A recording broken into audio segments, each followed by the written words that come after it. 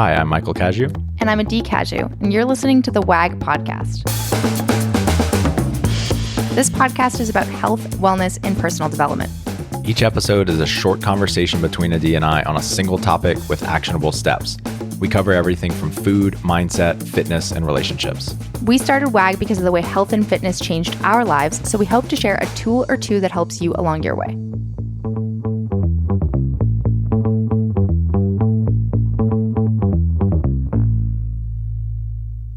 Hey, we are going to be taking a break from recording new episodes of the WAG podcast. And we're doing this to create space for ourselves to think a little bit more creatively about how we want to show up back to the show and how we can make it the most productive and amazing for you guys. If you have any ideas on things you want to hear or the ways that we can approach the show, please email them to info@workingagainstgravity.com. Thank you so much for being here, and we really appreciate you.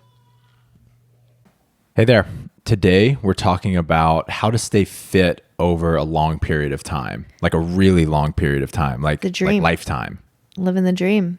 It's so common for people to yo-yo diet and to get really, really motivated for an event or a specific thing that's coming up in your life and to push really, really hard, but not to build the systems and habits that make it really a part of your lifestyle, that allow you to maintain your results and maintain a body that you love over a really long period of time. And I think what we all really want is to feel comfortable in our skin all the time. We don't want it for just this season that we're in or that's coming up, but we always want to feel fit, healthy, and like we look good. Yeah. I think also it doesn't have to look exactly the same way all the time. It can look a variety. Like your body doesn't have to look exactly the same, but it's about maintaining the way that you treat yourself. And it's so easy for people to slip back into old habits or to get complacent or to just forget what it is that got you to the place where you were feeling amazing. So today we're going to talk about how to feel amazing forever. And at the end of the show, we have, or towards the end of the show, we have 5 specific mindsets and practices that you can use to maintain your progress over time. Why this is so important is because we really want to adopt a fitness as a lifestyle versus fitness as a quick fix type of mindset. When we go for the quick fix or the 6-week to being shredded program, a lot of times the habits or the behaviors that we have to use to get really, really quick results are very different than the ones that we'll use to maintain those things really long term. They're just not as sustainable. Yeah. And it takes a good amount of, understanding and knowledge and willpower and experience to use the quick fix strategies and then maintain and then, switch to the sustainable habits. It's not impossible. And with the help of support and other people who have that experience, it is possible, but it requires a lot of discipline and it's definitely harder to maintain. I think we get stuck in this need or desire to, as soon as you realize you're not where you want to be, or you make a decision that you're going to change, right? So maybe you've realized you're not where you want to be for a while. And as soon as you make this decision, like I'm ready to change, it's almost like you have no patience, where I want those results now. So what is the fastest way for me to get those results? Thinking that that's going to get you the ultimate happiness that you're looking for, when if we could just have some patience and some compassion and slow down a little bit, in the long run, we would probably have the results that we're looking for and maintain them. So let's break this down a little bit. Let's break down what is involved in maintaining results and maintaining progress over time. One of the things that I think is so overlooked is just the power of perseverance, the power of just never giving up. I have made so many mistakes. Adee has seen me fail over and over. Like say, we've said transformation starts Monday hundreds of times. Yep. And every time I feel so committed, so confident in my resolve. And then I feel like I'm back at square one 2 weeks later, and I've like binged or eaten a bunch of sugar or something like that. And the biggest reason that I have stayed fit for the past 12 years is because I just never give up on myself. I continue to, sometimes I get really hard on myself, but I never stay down for long. I just pick back up. I start small again, and I just don't give up on myself. Mm-hmm.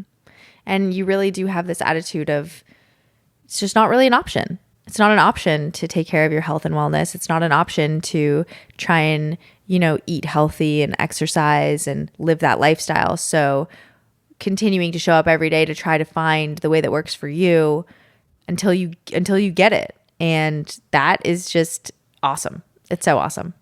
Perseverance and grit are one of the biggest determining factors of success in any endeavor, including losing and keeping weight off. Yeah.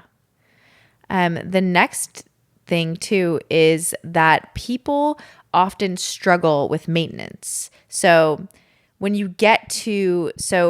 all so motivated when we have this goal. Like, I want to lose 20 pounds, and the motivation keeps you going, and you're like on your way.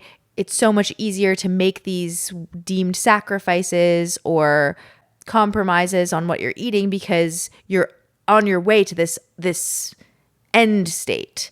And then once you achieve the end state, when you want to maintain it, it's a different feeling maintaining something that you already have versus striving to achieve something that you don't have. This is really good, by the way. And I don't think I've ever heard you say this. No? This is really good. Well, it's just a different feeling. So first, just understanding that and having some awareness of once you achieve the goal, it's going to feel really great, and you're going to have this motivation to maintain it for a period of time, but it's not that long. It's usually short-lived, and then all of a sudden your habits start slipping, where it's okay, I'm going to eat more here or there, or I'm going to eat things that I wasn't eating before, or just little things. I'm not going to sleep as well. I'm going to exercise a little less because I already got the thing I wanted, and the motivation, because you already have it, the motivation is different.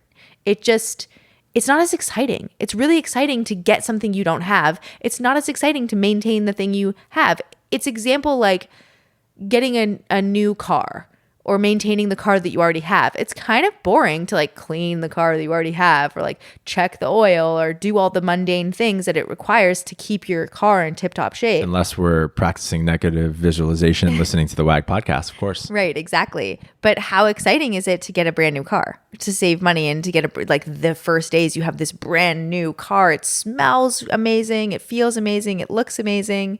And then it is essentially the same thing with your body. You've achieved this new car. I look good. I'm lean. I'm performing well. And then it just kind of like loses its luster over time. Yeah, I really, really like that. I like when I impress you on podcasts. Yeah, and we're so driven by striving towards goals. Mm-hmm. And when we don't have a goal, we can feel lost. We can feel unmotivated.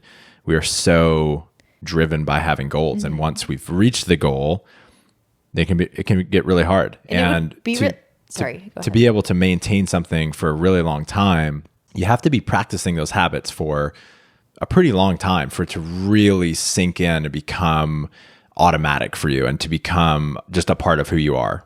And it would be really helpful for people to adopt the mindset of maintaining my health and wellness and overall well-being is a goal forever. It's just, there's no end point, and forever is a really long time, and that takes away a lot of the motivation. Mm-hmm. So another one is that what worked for you then may not work for you forever. Can you talk about this one? Yeah. So naturally, you're going to have to try new things. So being able to maintain your results over time, it's not about just doing what you've always done. And that goes back to continuing to show up, continuing to try new things. You're in this state of like, the reasons why things have been difficult for you is because you spent so much of your life as this high intensity athlete who is exercising so many hours a day. And then now you're just not doing that. And even over the past few years where, I don't know, when I first met you, we were doing a CrossFit workout every single day, right? And we're not doing a CrossFit workout every single day right now. And we're doing more low intensity exercise and just recalibrating. And I'm still eating like I'm training for CrossFit games. And just like recalibrating though takes time, and it's really hard because we have this, proven concept of this worked for me and got me my results before, so it must continue to work for me now. And that also gets people stuck in terms of not being able to maintain their results because you have to change your strategy. And that's hard. Change is always hard. So I'm a great example where I've had to change my strategy so many times over the course of my life. I started when I was 16 and I wasn't exercising at all. I was younger. My metabolism was very different. I just had terrible eating habits. So just getting consistent was super powerful for me, and the accountability. And then I've had to change over time, becoming an athlete, training in CrossFit, then training in weightlifting, and then now going through pregnancy and postpartum. I've had to change strategies so many times that if I didn't have the attitude of I am committed to showing up no matter what, or this is forever, and my goal is to continue to put my health and wellness as a priority, then I would just fail over and over and over again, or I would just fail and become accept that I'm just never going to live the life that I want to live. Mm-hmm. And that's the worst case scenario. So here are 5 ways that you can stick with this long term and make this a real part of your lifestyle. And the first one is to start again, to never be too big, to never be above just starting over, starting again. And this is a term commonly used in kind of the mindfulness area. And what it means in mindfulness or meditation is every time you notice that you were lost in thought, then start over, start counting your breath again. Because the entire goal of meditation is simply that noticing. So when you notice it, even if you notice it 1,000 times in 10 minutes, you've succeeded. That's not a failure. You've succeeded. You're noticing and you're starting over and you're refocusing. And so in our nutrition, if we simply adopt the mindset that there is no real end goal, it's a practice. And the practice is to be as aware as possible of our nutrition. And anytime we notice that we've gotten off track, just start over. And some of the other things that we're going to mention here are how to really capitalize on when you start over. And I think it's important to note that starting again doesn't mean you're starting from scratch. Mm-hmm. I think there's this feeling of defeat that can come with, I have to start again, or I have to start from square one. And it isn't necessarily that way. You're not starting from scratch. You're starting from a place of experience. And you've had your past experiences. You've developed levels of discipline along the way. You've learned, your own triggers or your own temptations. And that is all still there. And you should give that credit. Starting again is taking a new breath. Mm-hmm. It's not forgetting that you've taken so many breaths before. So, even if you've gained more weight than you started at, for sure, you're still starting from a place of higher skill level, more awareness, and just more ability to tackle this problem this time. And that can be a double-edged sword because in one sense, that's a really beautiful thing. And then in another sense, that could lead to you having really high expectations. And so I'm going to skip to the next one. And it's going to be that one of the ways to not give up is to lower your expectations.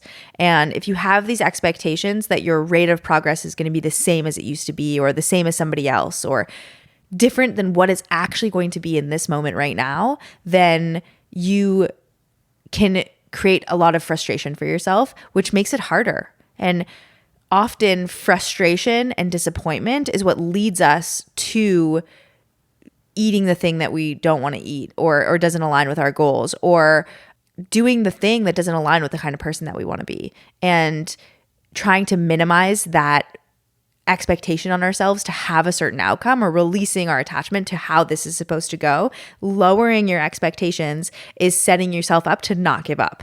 It's just, I'm showing up today. I'm showing up today, and really lowering your expectations for the results. Number 3 is to start small. And this kind of goes hand in hand with lowering expectations. Achieving big things has so much to do with momentum and building trust with ourselves, building our self-esteem. And there's nothing that kills our self-esteem and our trust in ourselves like breaking promises. So when we start really, really big because we're so motivated and we start trying to do 10 new things all at once, like go to the gym 5 days a week and drink a gallon of water and track our macros and X, Y, and Z. When we start really big, it's really easy to break our promises and break our commitments to ourselves. And it's really hard to get started sometimes. It can be really overwhelming.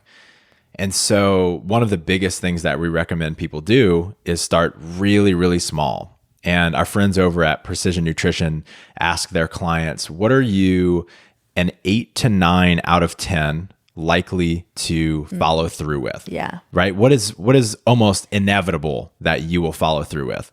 And do that for a couple weeks. That becomes automatic. And then you take it to the next level and make it a little more intense. Yeah. Try and avoid the whole, but that's not big enough, or that's not enough, or I could do more than that, because you'll build to that.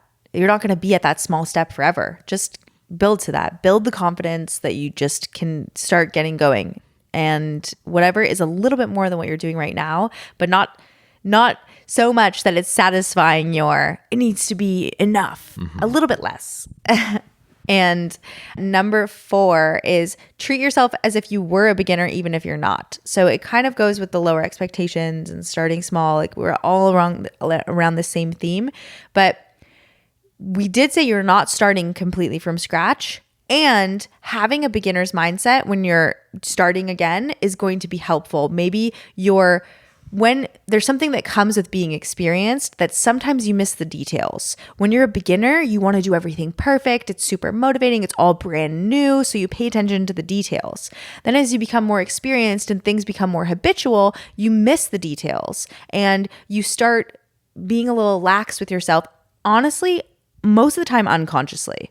So if you come with a beginner's mindset of, I'm going to give this my all, and I'm going to also have compassion for myself when I fail, which is number 5, have compassion for yourself when you fail, then you're going to be set up to be more successful. Number 5 is have compassion when you fail. This is not about perfection, and perfection is not attainable. So when you make mistakes, when you fall off track, and I'll use a meditation example again in a second. Be really compassionate with yourself and just get back on track. When you're meditating, some of the most common advice is to notice your attitude or your perspective when you notice that you've been lost in thought for some amount of time. It doesn't serve you at all to beat yourself up about getting lost in thought, because you didn't choose to get lost in thought. You're sitting there trying to meditate and it just happened to you. So part of the practice is, again, just starting again, continuing to count your breath. And if you're being hard on yourself, that's just more thinking. So in terms of nutrition, if you're being really hard on yourself for getting off track, you're actually making it harder for you to get back on track, and you're making it harder for you to stick to it long term. Mm-hmm. Yeah, absolutely. I love that. So the 5 are start again, lower your expectations, start small, treat yourself as if you were a beginner, and have compassion for yourself during failure. And hopefully this gives you the encouragement and motivation that you need to continue to prioritize your health, even if you've achieved your goal. And we want you to just look hot forever.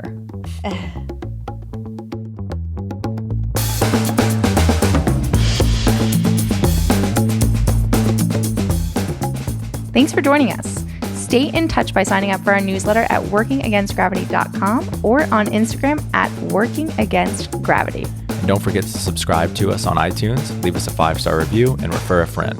We'll be back next week with another episode. Talk to you then.